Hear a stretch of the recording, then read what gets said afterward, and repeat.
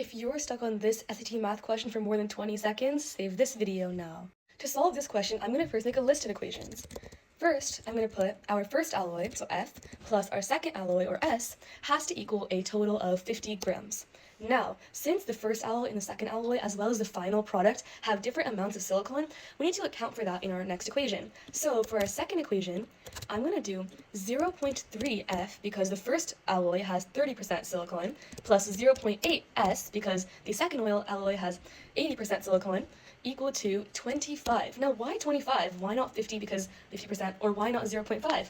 Well, 0.3F represents 0.3 as in the percent of silicon times the total amount of grams of this first alloy. And the same thing for the second one.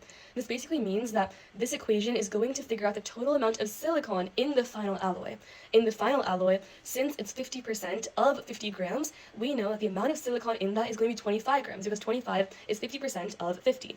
That's why I set this equal to 25 grams total. And with this, we found out that the second alloy has a total of 20 grams. But this is not what they're asking. They're asking us how much of the silicon from the second alloy is in this final product, right?